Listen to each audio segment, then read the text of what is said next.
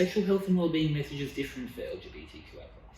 Yes, definitely. When we look at the studies that have been done, they are demonstrating that young people, LGBTIQA+ young people, do partake in risky behaviours. And we've got to look at how can we get a positive message out there that will engage the young people to, think about what they're going to do before they actually do it. How do we do it? So we need to make our flyers, our pamphlets, our brochures more inclusive. We go into a GP clinic, or we'll walk into a GP clinic, we'll look around at the walls, at the brochures on the wall, and they're all aimed at heterosexual. We rarely see posters that are for the LGBTIQA+ community. I think if there was more inclusive, we're going to get the message out there, and hopefully those risky behaviours are reduced. What do rural and regional youth workers need to know about working with in supporting LGBTI sexual health and sexual well-being? There is a lot to learn. It's not something that comes to you naturally if you've never worked in the space before. So training, learning about best practice when working with LGBTIQA+ young people are the most important ones. Knowing pathways, so getting in contact with other organisations that could be LGBTI specific, or could be an organisation, a mainstream organisation that does have services there available for LGBTIQA+ young people.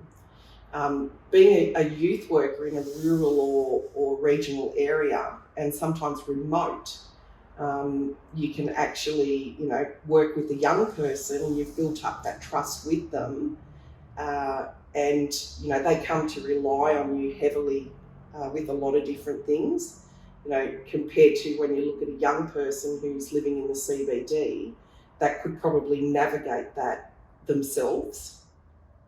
So think about when you go to the doctor's surgery and you look at the brochures that are in there. There are brochures around the clinic around sexual health and testing.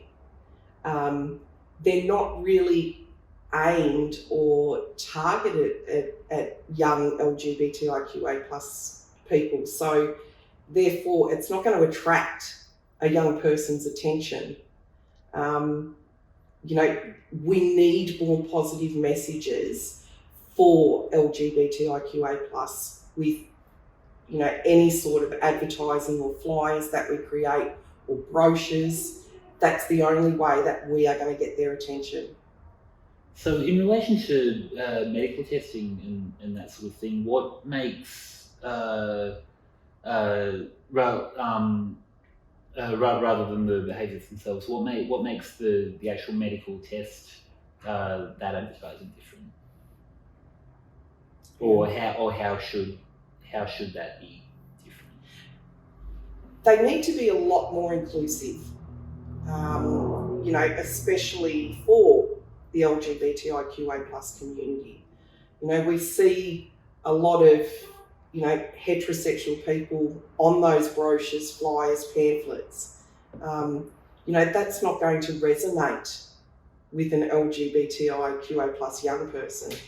So they need to be more engaging for the group of young people that need to see them and need that testing done.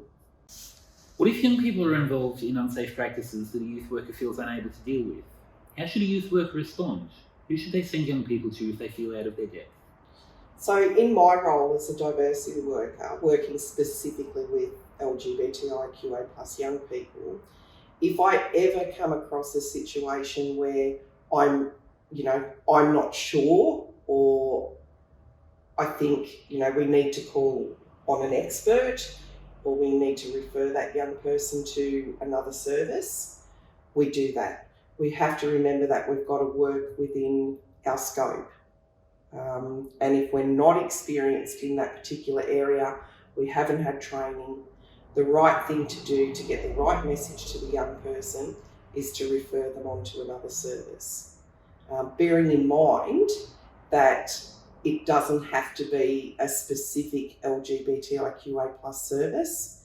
Young people are quite happy to go to a mainstream service, but as long as they are inclusive and LGBTIQA+ friendly, and of course have had some training. So how did you manage things like this when you first started in the role? Okay, so when I first started in the role, I actually built up a network. So I looked for different organisations within Victoria, tapped into those services. I also looked locally at what services were available and tapping into those. Then I created a bit of a referral pathway. So that included not only to LGBTI organisations, because a lot of young people do like to use mainstream organisations as well, so that they can just blend in. I would look at building on referral pathways and keeping those up to date. And it's really important to discuss, referral pathways with the young person, because this is about them and they have a choice in their healthcare. So if you had one piece of advice to give people working in this setting, what would it be? It is hard to narrow it down to one piece of advice, but I would say listen. Listen to the young people and what they've got to say. They can teach you so much, and learn from them. I remember when I first started working in this space, I was actually a volunteer in diversity groups. I needed to learn from my own personal journey. What better way to learn than from young people? So I volunteered for 2 years in diversity groups. I learnt so much. They've taught me so much, and they still teach me so much.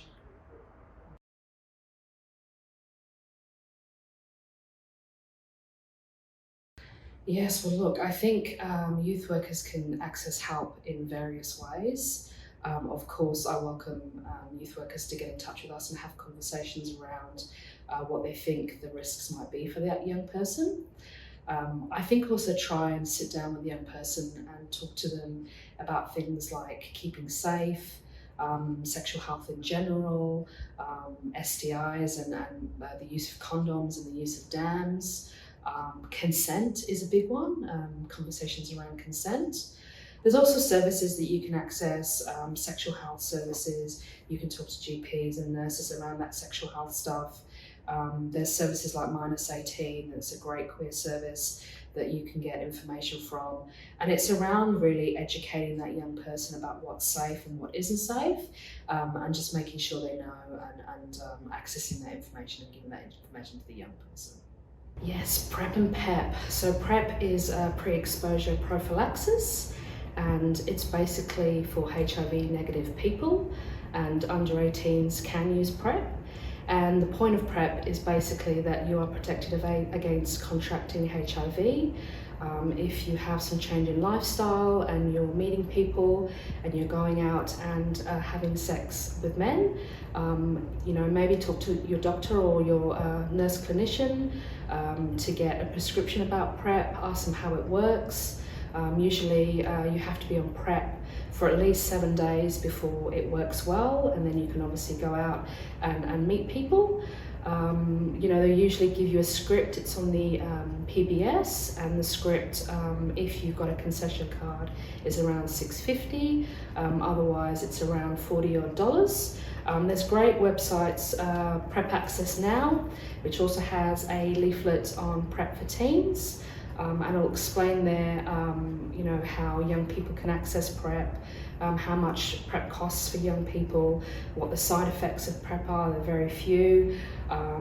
It talks about the weight that you need to be. It's 35 kilos to be on PrEP, and it also has a list of GPs that have specialist knowledge and can prescribe PrEP. That's really important.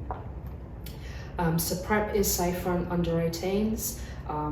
Just talk to your GP about that sort of thing. PEP is post-exposure prophylaxis, And what that is basically if you've had unprotected sex and you don't know whether your partner is either on PrEP or is HIV negative, and you are concerned that perhaps there is some risk there for you and you've had unprotected sex, you need to then pop usually you can get it from hospitals or some community health if in an emergency, and it's basically to be taken within 72 hours to protect you against contracting HIV, and usually you'll have to take that for at least a month. So PrEP is ongoing, so for you to take that for a while whilst you obviously are out and you're out on the scene and you're engaging and having, there's some sexual activity in your life, and PEP is for that. It's kind of the morning after pill, so you pop that within those 72 hours and you're protected. A couple of other places that you can go and get lots of information around PrEP and PEP, especially PrEP and PEP for trans, because that's also safe as well, is Grunt, done by PashTM. There's lots of great information for PrEP and PEP for trans, and also again, PrEP Access Now, fantastic site, shows you all the S100 PrEP prescribers, lots of information about what it means to be on PrEP, how to take PrEP, how to take PEP, and all those sorts of things. So those two websites, really great places for information if you need to know more. Another really great question. I think messaging needs to be inclusive. A lot of mainstream messaging doesn't think about language for our community. So really kind of try and think about what language you're using and whether that language will be understood by our community, especially things around pronouns, gender and sexuality. There's a lot of intersectionality and difference there. I also think be aware of how you present gender on advertising. I often see that when you're advertising for women, things tend to be pink, and when we're advertising for men, things tend to be blue. So have a think about using the rainbow of colours that exist out there when advertising. And just kind of be really open and maybe consult with community about what advertising would work. Consultation works really well, and it's about involving that community. And if you can consult, your message might hit harder, and you might get through to community a bit better. Oh, that's a really big question. What do they need to know? I think the main points that they need to know is around keeping young people safe. When young people are accessing health services, sometimes they don't always feel safe, and especially around sexual health, it's about finding out where they can access a safe space where a doctor exists, or a safe sexual health clinic, or link in with a nurse that understands what it's like to support the young community. So safety is a big issue. I also think that youth workers need to link in with health professionals that understand what it is to support a young LGBTQI person in the sexual health space. Community often say that they have to educate health professionals about what they need. So it's really important to kind of do your background checking and to get information about the person that you're referring this young person to when they're getting health support.